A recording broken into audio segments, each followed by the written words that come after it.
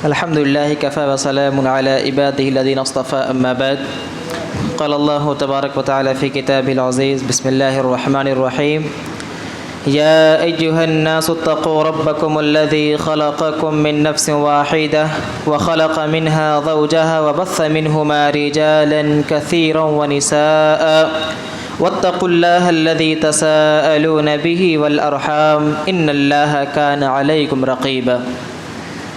معزز سامعین کرام، دین ملی بھائی اور نوجوان ساتھیوں، 5ویں پارے کی تفسیر آپ کے سامنے پیش کی جا رہی ہے، چونکہ 5واں پارہ شروع ہوتا ہے سورۃ النساء کے اندر،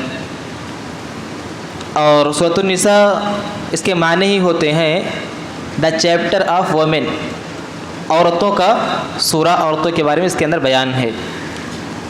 اللہ تعالیٰ نے اسلام کے اندر مساوات، عدل اور انصاف کا معاملہ ہر ایک کے ساتھ کیا ہے، اور سب کے حقوق کو بھی متعین کر دیا ہے.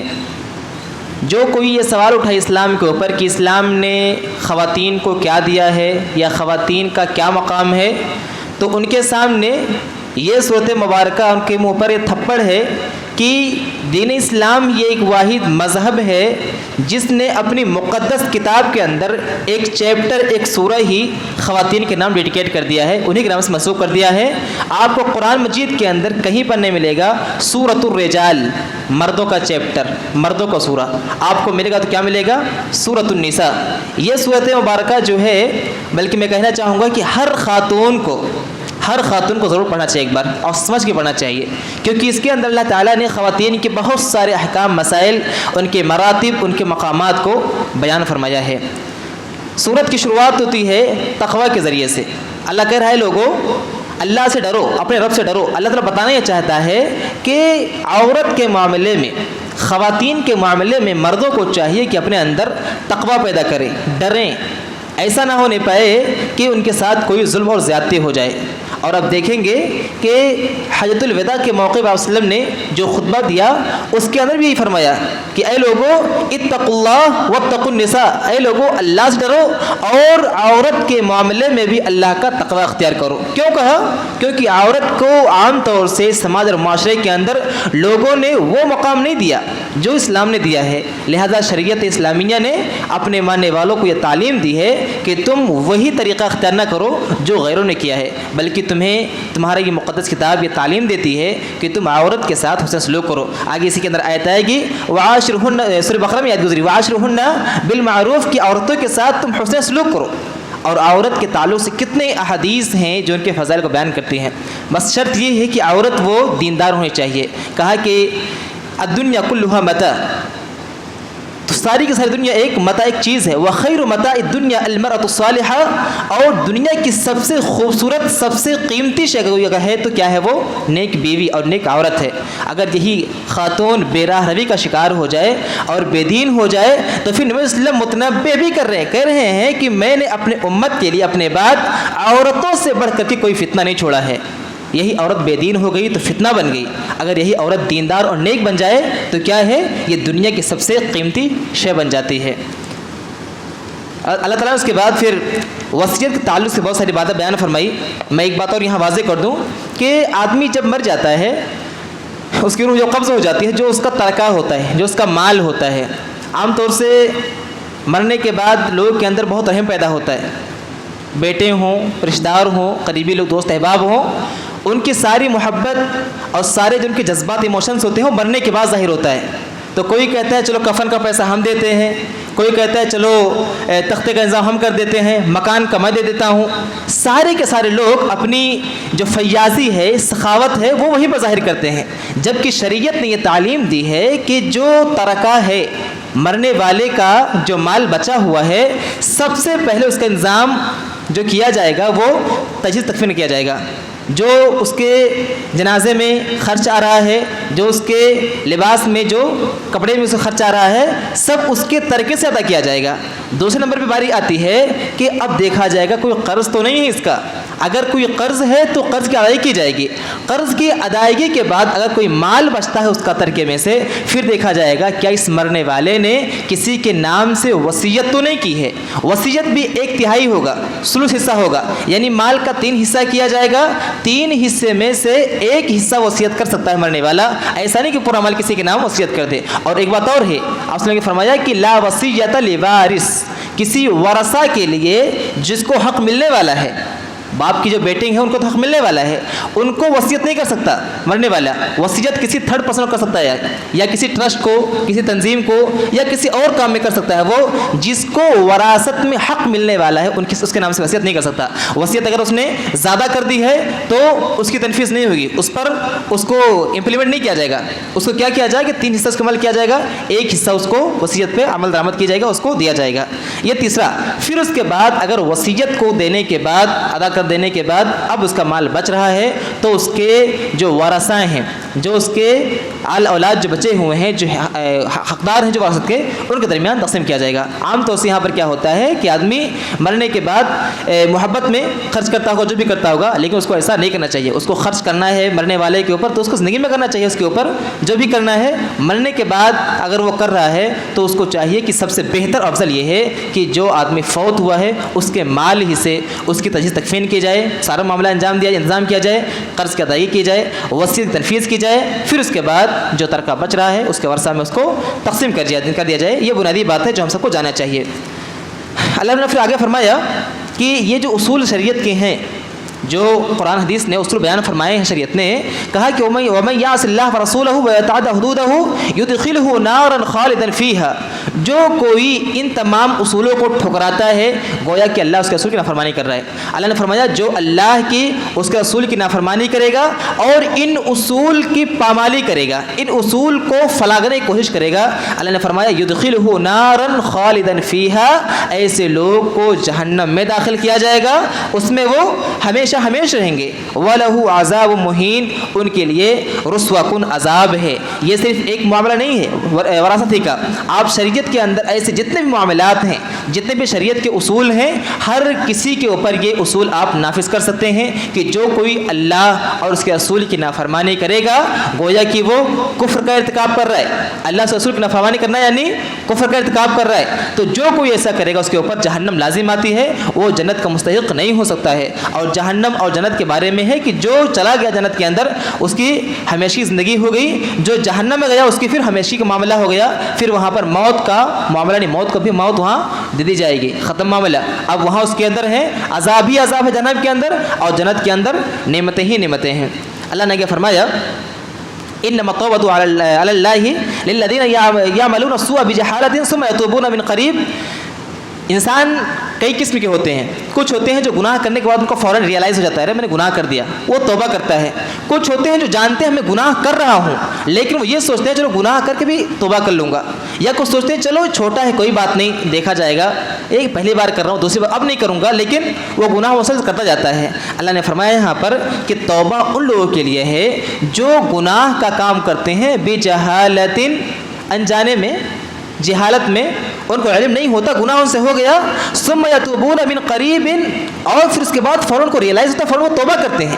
علم آ جانے کے بعد فوراً وہ کیا کرتے ہیں, وہ توبہ کرتے ہیں. فاولئک یتوب اللہ علیہم, ایسے لوگوں کا توبہ اللہ تعالیٰ قبول کرتا ہے. وکان اللہ علیم حکیما, اللہ تعالیٰ خوب اچھے طریقے سے جانتا ہے, اللہ حکیم ہے, دانا ہے, اللہ خوب جانتا ہے کہ کس نے توبہ کرنے کی نیت سے گناہ کیا ہے اور کس نے بضد ہو کر کے گناہ کیا ہے. اللہ کے فرما رہا ہے وَلَيْسَتِ التَّوْبَةُ لِلَّذِينَ يَعْمَلُونَ السَّيِّئَاتِ حَتَّى إِذَا حَضَرَ أَحَدُهُمُ الْمَوْتُ قَالَ إِنِّي تُبْتُ الْآنَ.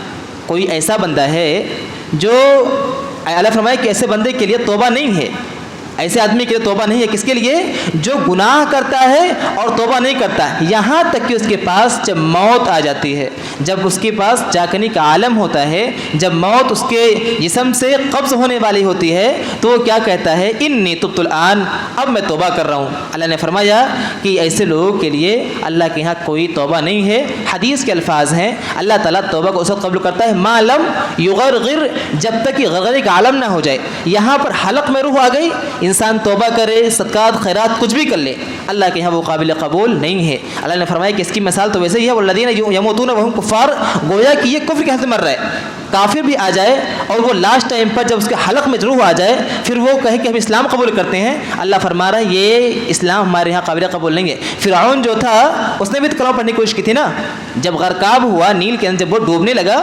اور اس کو وہیں پر سمجھ میں آ گیا کہ میں غلط تھا، میرا دعویٰ غلط تھا، اس نے کہا کہ الآن اب میں ایمان لاتا ہوں۔ اللہ تعالیٰ نے کہا کہ اب تیرا ایمان لانا ہمارے یہاں قابل قبول نہیں ہے، تو اگر ایمان اس وقت لایا ہوتا جب کہ موسیٰ نے تجھ کو دعوت دی، ہارون تجھ کو دعوت دی، تب تیرا ہمارے یہاں قابل قبول تھا، لیکن اب جب تو دیکھ لیا اپنی نگاہ کے سامنے سے کہ اب معاملہ کیا ہونے والا ہے، اب تجھے سمجھ میں آ رہا ہے، اب تجھے حقیقت سمجھ میں آ رہی ہے، تو اب ہمارے یہاں تیرا کوئی تیرے اس کلمے کی ہمارے یہاں کوئی حیثیت نہیں ہے، کوئی اس کی مانتا نہیں ہے۔ اللہ تعالیٰ نے پھر آگے فرمایا، ان تمام لوگوں کے بیان کے بعد پانچویں پاری کی شروعات ہوتی ہے، اور اس کے بعد فرمایا کہ لوگ جو ہیں مال آپس میں اس طریقے سے کھاتے ہیں جو حرام ہے، جائز نہیں ہے۔ جب حرام کی بات آئی تو لوگ سوچتے ہیں کہ صرف سود کھانا ہی حرام ہے، ایسا نہیں ہے، صرف سود ہی کھانا حرام، سود تو حرام ہے، اس پہ کوئی شبہ نہیں، لیکن حرام کے اور بھی راستے ہیں۔ مثلا کوئی کسی کو دھوکہ دے کے کھائے، کوئی جھوٹی قسم کھا کے سامان کو بیچے، یہ بھی حرام کمائی ہے۔ کوئی کسی کو ادھر سے ادھر چکر کھلا کر کے کمائی کرے، یہ بھی کیا ہے، یہ بھی حرام ہے۔ اللہ تعالیٰ فرمائے کہ یا الذین آمنوا لا تاکلوا اموالکم بینکم بالباطل الا ان تکون تجارۃ عن تراض منکم، اے وہ لوگوں جو ایمان لائے ہو، تم اپنے مال کو آپس میں حرام طریقے سے، باطل اور غلط طریقے سے نہ کھاؤ، الا یہ کہ تم تجارت کرو آپ سے رضامندی سے۔ کوئی کسی کے پاس پیسہ ہو، کسی کے پاس عہدہ، عام طور سے ہمارے یہاں ہوتا ہے نا اس معاشرے میں کہ جو عہدے دار ہوتا ہے، جس کے پاس عہدہ ہوتا ہے، کوئی پولیس والا ہے، آفیسر کوئی ہے، تو کیا کرتا ہے کہ جو غریب ہوتا ہے، عام طور سے ہوتا ہے کہ جو غریب ہوتا ہے وہ اپنے عہدے کا دباؤ ڈال کر کے اس سے سامان کو نرم گرم سستے گرم میں لے لیتا ہے۔ شریعت نے اس سے منع کیا ہے، اپنے عہدے کا استعمال کر کے، اپنی طاقت کا استعمال کر کے، یا اپنے پیسے کا دھونس جمع کر کے کوئی چیز اگر کوئی خریدتا ہے، یہ بھی حرام طریقہ ہے، یہ بھی باطل اور غلط طریقہ ہے۔ شریعت نے کہا کہ آپسی رضامندی سے معاملات طے ہونے چاہیے۔ اگر تجارت کی شکل ہے تو اس کے اندر آپسی رضامندی ہونی ضروری ہے۔ اگر رضامندی نہیں ہے اور سامنے والا مجبور ہو کر کے یا آپ کے عہدے سے، آپ کے بات کرنے کے طریقے سے پھسل گیا، جو بھی طریقے سے اگر کسی نے غلط طریقے سے اس کا استعمال کیا اپنے کسی بھی صلاحیت کا، تو شریعت نے کہا کہ وہ اس کا تجارت حرام اور باطل ہے، وہ صحیح نہیں ہے، اس طریقے سے بھی کمانا کیا ہے، حرام ہے، اور ایسا نہیں کرنا چاہیے۔ اللہ نے کیا فرمایا کہ اگر تم لوگ بڑے بڑے گناہ سے بچ جاؤ، اپنے آپ کو بڑے بڑے گناہ کبائر سے بچا لو، تو تمہاری چھوٹے چھوٹے گناہیں ہم معاف کر دیں گے۔ یعنی انسان، شریعت کا یہ اصول ہے کہ اگر چھوٹے چھوٹے گناہ بندے سے ہوتے رہتے ہیں تو وہ نیکیاں کرنے سے وہ مٹ جاتے ہیں، لیکن کچھ بڑے گناہ ہیں جو سب سے پہلا نام کس کا آتا ہے، شرک کا آتا ہے۔ اگر کوئی بندہ شرک کرتا ہے اور شرک کرنے کے بعد توبہ نہیں کرتا ہے، وہ سچی توبہ نہیں کرتا ہے، اللہ تعالیٰ کا یہ فرمان ہے کہ ان اللہ لا یغفر ان یشرک بہ ویغفر ما دون ذلک لمن یشاء۔ اللہ تعالیٰ شرک کے علاوہ ہر گناہ معاف کر سکتا ہے، لیکن شرک کے بارے میں اصول ہے کہ اللہ تعالیٰ اس کو کبھی معاف نہیں کرے گا۔ لہٰذا ہم تمام لوگوں کو چاہیے کہ ہم کبائر سے ہر تل مقدور بچنے کی پوری کوشش کریں، ہر گناہ سے بچنے کی کوشش کرنی چاہیے، لیکن چونکہ چھوٹے گناہ انسان ہیں، خطاؤں کی پتلے ہیں، چھوٹے گناہ اگر ہوتے رہتے ہیں تو ہمیں نیکیاں کرتے رہنا چاہیے تاکہ نیکیوں کے بدلے ہمارے چھوٹے گناہ جو ہیں وہ معاف ہوتے رہیں۔ اللہ تعالیٰ نے پھر ایک اصول بیان فرمایا، الرجال قوامون علی النساء بما فضل اللہ بعضهم علی بعض۔ اللہ نے فرمایا کہ مردوں کو عورتوں پر فوقیت دی گئی ہے، مردوں کو عورتوں کا سرتاج اور سردار بنایا گیا ہے۔ یہ جنس کی بنیاد پر نہیں کہ مرد ہے تو اوپر رہے گا اور عورت نیچے، جنس کی بنیاد نہیں یہاں پر ہے۔ آگے اللہ نے وضاحت فرما دی، بما فضل اللہ بعضهم علی بعض وبما انفقوا من اموالهم۔ مرد کو فوقیت عورت کے اوپر اس لیے حاصل ہے کیونکہ وہ گھر کا ذمہ دار ہے، وہ اپنے مال سے اپنے گھر والوں پر خرچ کرتا ہے۔ شریعت اسلامیہ نے خاتون کے اوپر گھر کا بار بوجھ نہیں ڈالا۔ شریعت کو معلوم ہے جو خاتون ہے یہ نازک چیز ہے، اگر یہ باہر جائے گی اور دنیا کے تھپیڑوں کے درمیان رہے گی، اس کو نقصان سے دوچار ہونا پڑے گا، اور دنیا کی جو باہر کے طوفان ہیں اور چلچلاتی دھوپ ہے اس کو برداشت نہیں کر سکتی ہے۔ اس لیے یہ ذمہ داری جو ہے کھانے پینے کی، پہنانے اڑھانے کی، یہ تمام ذمہ داری کس کے اوپر ڈالی ہے؟ مرد کے اوپر. اور مرد کو اندر اللہ تعالیٰ نے وہ صلاحیت پیدا کی ہے کہ وہ ان تمام چیلنجز کا سامنا کر سکتا ہے. اللہ تعالیٰ نے فرمایا کہ جو مرد کو قوام بنایا گیا ہے، سردار بنایا گیا ہے، یہ مرد ہونے کی وجہ سے نہیں بلکہ مرد کو اپنے اہل عیال پر خرچ کرنے کی وجہ سے بنایا گیا ہے. ہمارے یہاں معاملہ لیکن الٹا ہے نا آج کل. ہمارے یہاں معاملہ الٹا ہے نا آج کل شوہر صاحب جو ہوتے ہیں وہ تو گھر میں ہوتے ہیں اور بیویاں بیچاری جا کر کے باہر جاب کر رہی ہیں، فلاں فلاں فلاں فلاں، نہ جانے کیسے لوگ برداشت بھی کرتے ہیں اور صبر بھی کرتے ہیں. اور جان لیجیے قیامت کے نشانے میں سے یہ ہے، یہ قیامت کے اشارے میں سے. آپ صلی اللہ نے فرمایا کہ اس وقت قیامت قائم نہیں ہوگی یہاں تک کہ تجارت حتیٰ فشو تجارت ایسے پھیل جائے گا حتیٰ تعین المرأة زوجها، یہاں تک کہ عورت اپنے شوہر کی تجارت میں مدد کرے گی. عورت اپنے شوہر کی تجارت میں مدد کرے گی. جب تک یہ دن نہ آ جائے نا، اتنا تجارت پھیل جائے گا کہ یہ دن آ جائیں گے کہ عورت جو ہے وہ اپنے شوہر کی مدد کی تجارت کے اندر. یہ قیامت نشانے میں سے. اس وقت قیامت قائم نہیں ہوتی ہے، معاملہ نہ آ جائے. آج ہم اپنے آنکھوں سے دیکھ رہے ہیں قیامت کی جہاں بہت سی نشانیاں پوری ہو رہی ہیں، وہاں یہ نشانی بھی پوری ہوتی نظر آ رہی ہے کہ آج خاتون خانہ جو ہے بازاروں کی زینت بنی ہوئی ہے، اور مرد جو ہے جس کو کہا گیا تھا کہ گھر کی ذمہ داری تیرے اوپر ہے، وہ نازک کلی بن کر کے گھروں کے اندر بیٹھا ہوا ہے. اللہ اگر فرما رہا ہے الذین یبخلون ویأمرون الناس بالبخل، کچھ ایسے لوگ ہوتے ہیں جو تو نہ تو نیکی کرتے ہیں نہ نیکی قوم میں لوگوں کو آگے بڑھنے دیتے ہیں، جس کا تعلق خاص طور سے مال سے ہوتا ہے. مال تو ہے خود نہیں خرچ کر رہے اور نہ ہی خرچ کرنے دیتے ہیں. ایسے لوگوں کو کیا کہتا ہے؟ بخیل کہا جاتا ہے. شریعت نے کہا کہ جو لوگ بخیلی کرتے ہیں اور بخیلی کرنے کا لوگوں کو حکم بھی دیتے ہیں، اللہ نے فرمایا کہ یہ لوگ ایسے ہیں گویا کہ کفار، گویا کہ کافرین. اور اللہ تعالیٰ فرمایا کہ وللکافرین عذاب مہینہ، کافروں کے لیے رسوا کن عذاب ہے، بہت ذلیل و خوار کرنے والا عذاب ہے. تو اللہ کے راستے میں خرچ کرنے سے روکنا اور خود نہیں خرچ کرنا گویا کہ اللہ رب العالمین کے ایک اصول کی خلاف ورزی کرنی ہے. اور اللہ تعالیٰ کے بنا اصول کی خلاف ورزی کرنا کیا ہے؟ یہ کفر ہے. لہٰذا اگر کوئی ایسا کرتا ہے تو اللہ نے فرمایا وہ کافروں والا کام کرتا ہے، اور کافروں کو اللہ تعالیٰ نے جہنم کا عذاب تیار کر رکھا ہے. اللہ تعالیٰ نے پھر اس کے بعد فرمایا کہ الذین آمنوا لا تقربوا الصلاۃ وانتم سکارا، اے وہ لوگ جو ایمان لائے ہو تم نشے کی حالت میں نماز میں مت آیا کرو، نماز کے لیے مت آیا کرو. یہ معاملہ بھی آج ہمارے یہاں بہت ہی یعنی معمولی سمجھتے ہوئے لوگوں نے اس کو اگنور کرنا شروع کر دیا ہے. نشہ کا مطلب یہ ہرگز نہیں ہوتا ہے کہ اب شراب پورا پی لے آدمی اور اس کا جگہ سے ہل نہ پائے تبھی اس کو نشہ کہا جائے گا. نشہ ہر وہ چیز ہے، ٹھیک ہے، جو انسان کے عقل میں پردہ ڈال دے. چھوٹی مقدار بھی حرام ہے اور زیادہ مقدار بھی. پیشاب کا جس طریقے سے ایک قطرہ لگنے سے انسان ناپاک ہو جاتا ہے، اب چاہے آدمی ایک قطرہ لگے یا پیشاب کا ڈوب جائے نہا لے وہ تو حرام ہی ہے نا، وہ ناپاک ہی تو ہوگا. وہ شراب کا اس طریقے سے ایک باٹل حرام ہے پینا، ویسے ہی شراب کا ایک قطرہ بھی حرام ہے. تو شریعت نے جس چیز کو حرام قرار دے دیا ہے، اللہ نے فرمایا کہ اگر کوئی نشے کی حالت میں شراب پی کے کوئی بھی نشے کر کے ہے وہ، تو اس کو مسجد کے اندر نہیں آنا، اللہ گھر میں نہیں آنا، اس کو عبادت نہیں کرنی. اول نشہ چیز حرام نشہ ور چیز، دوسری کی نشے کی حالت میں ہے تو اس کو اللہ گھر میں ضرور نہیں آنا چاہیے. اور یہ تو خیر نشے کی بات ہے.